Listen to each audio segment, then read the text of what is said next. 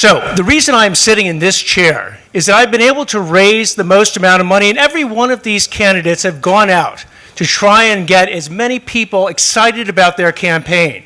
And I have gotten well over 1,400 people excited about the campaign. That enthusiasm, and here's the key part, is not just from Republicans.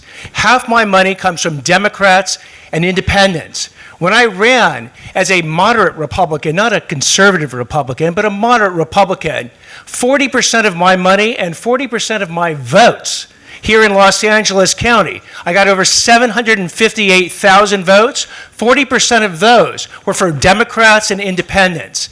My message is a unifying, common sense message because I reject the pendulum swing of extreme policies like Mayor Villaraigosa was talking about. I reject mass incarceration blanket policies, but I also reject George Gascon's de-carceration policies.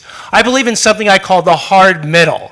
The hard middle requires it's hard because it actually requires experience. Mr. Gascón has no experience personally prosecuting a case in his entire life. He's never defended a criminal case in his entire life. But I bring 34 years of prosecutorial and defense experience to this calculation that requires us to look at the crime, the criminal, and the impact on the victim to put the true threats to public safety in jail and the ones who aren't, give them a chance for community service. But here's the key. Mr. Gascón, when I get into the general election, there's already been a tally amongst the people on this stage. And they said, if any one of us gets through and you're on the other side, will you support that person? And the answer was yes. So if Mr. Gascón gets through with, let's say, 25 or 30%, on March 6th, the day after the election, Nathan Hochman will have a 70-30 advantage. And it will be my election to lose, and I will not lose it. And let me just tell you very quickly, because I didn't get to speak earlier at length, how I will beat George Gascón.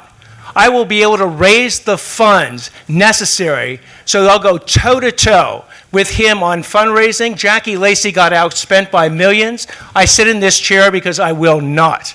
And then I will put his record on trial. The jurors will be the voters, and they're going to ask themselves, do I want 4 more years of living in fear? Not a perception, but a reality. George Gascón's policies have created that reality for the voters here.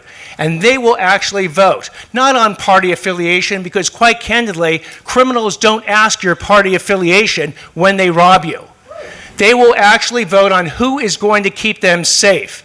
And my unifying message, my ability to raise money, my ability to bring these people together is why, Mr. Gascón, on November 5th, when the election tally is counted, I will be the next district attorney and you will come in second place.